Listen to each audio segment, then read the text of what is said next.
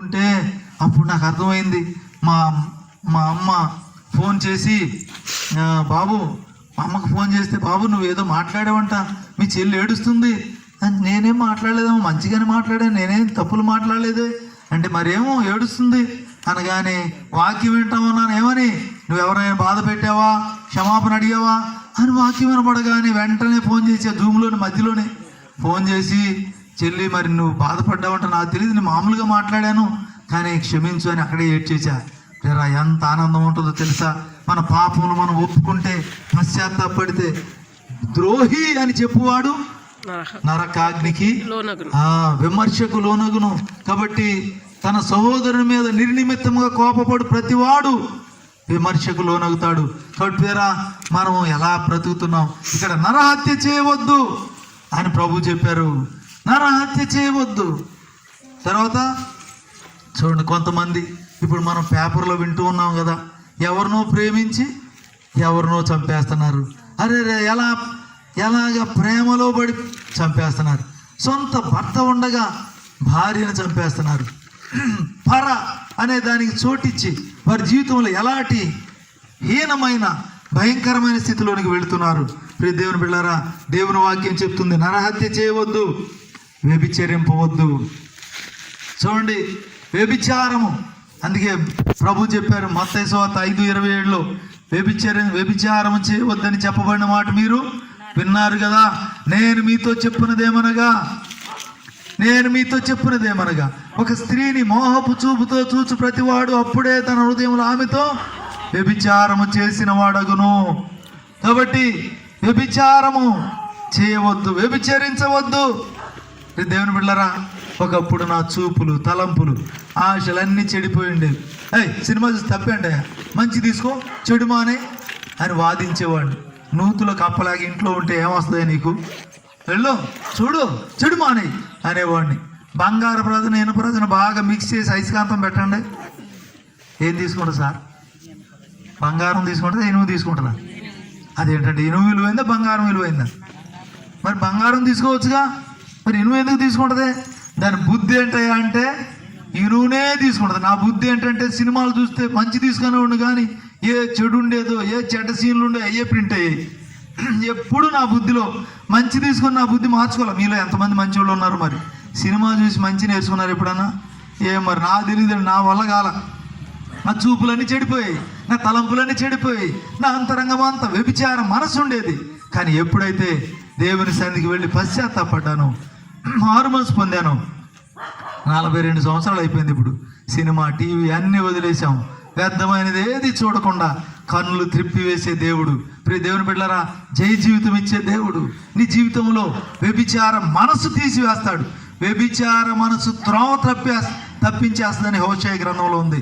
వ్యభిచార మనసు వలన దేవుని ఎరుగని వారు అయిపోతారని వ్రాయబడి ఉంది. ప్రియ దేవుని బిడ్డలారా, మనందరం కూడా వ్యభిచార మనసు పారిపోవాలి. ఒకసారి ఒక కుర్రోడు భార్య అన్నం పెడితే ప్లేట్ ఇసిరేసాడు. ఏం కూర ఇది, ఏమన్నాం? ఇదిగో ఆ 3-4 ఇళ్ళ తర్వాత ఒక ఆమె దగ్గరికి వెళ్ళి కూర తీసురా అన్నాడంట. అంటే వెళ్ళగలదండి ఏమో, వెళ్ళపోతే కొట్టేస్తాడు. కాబట్టి ఏం చేసింది, కూర గిన్నె తీసుకొని బయటికి వెళ్ళింది. బయటికి వెళ్ళగానే అక్కడ పిల్లి పెసర కాడ తిని ఒక గేదె జోరుగా పేడేస్తుంది. అప్పుడు ఆ పేడ పట్టింది, వేడివేడిగా పట్టి తుడుచుకొని వచ్చి తెచ్చి పెట్టగానే వేసుకొని తిని, నీ మొహం ఎన్నడైనా ఎంత బాగా ఉండేవా అంటున్నాడంట. చిచ్చి బుద్ధి లేనోడు ఏంటంటున్నాడు, పేడ తింటే ఏం చెప్తున్నాడండి? తన మనసంతా ఎవరితో నిండిపోయింది అనమాట. ఏం తింటున్నాడో తెలియట్లా. వ్యభిచార మనస్సు. భార్య, నిజముగా నీవు భక్తి గల వ్యక్తివైతే నీ భార్యను ప్రేమిస్తావు, పర అనే దాన్ని ప్రేమించలేవు. నీ భర్తను ప్రేమిస్తావు, పర పురుషుని ప్రేమించలేవు. కాబట్టి బైబిల్ చెప్తుంది, వ్యభిచారం చేయవద్దని చెప్పబడిన మాట మీరు విన్నారు కదా.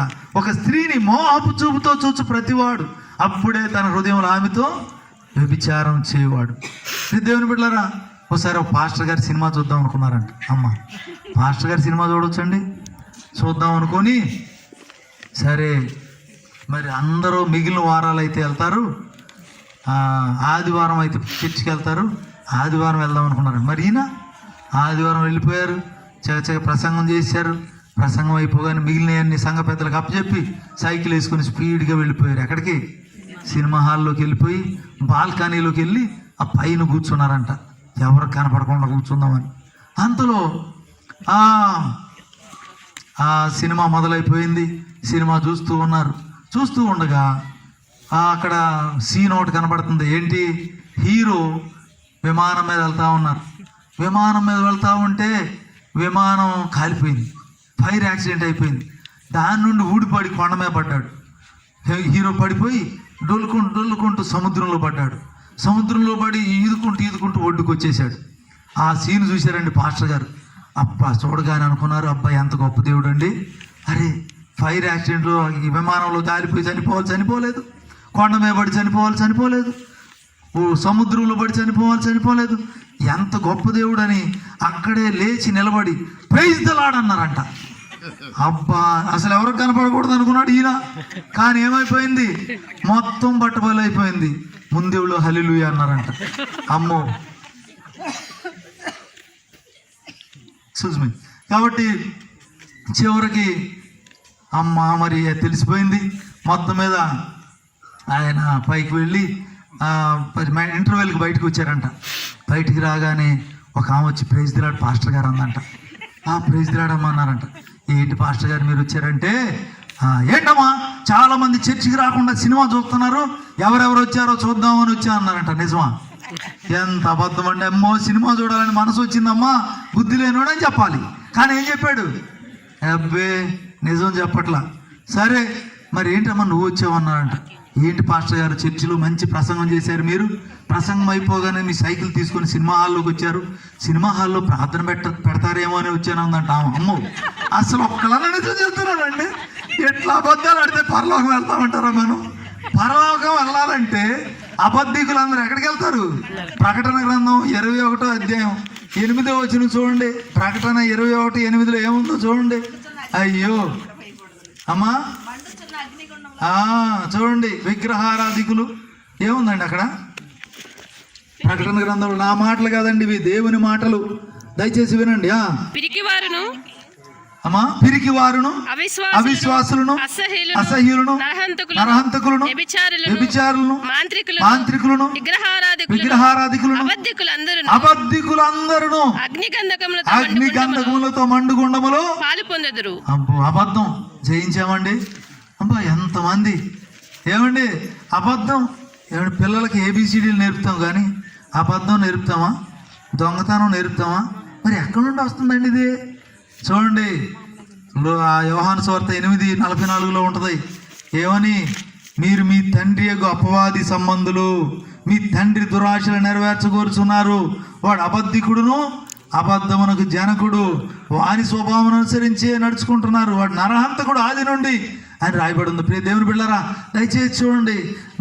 అబద్ధకుడు, అబద్ధమునకు అబద్ధికుడు వాడికి నువ్వు చోటిస్తే అన్ని అబద్ధాలు ఆడతావు. అంతేకాదు అబద్ధం. ఒకసారి దైవజనులు ఐజక్ గారు ఒక ఆయన అడిగారంట, ఏమండి అబద్ధం ఆడి ఎన్ని సంవత్సరాలు అయిందండి అన్నారంట. ఆయన ప్రసంగాలు చేస్తూ ఉంటారు. అడిగితే ఆయన అన్నారంట, అదేంటండి ప్రశ్న వేసేవాళ్ళు ఆలోచించేయాలన్నారంట.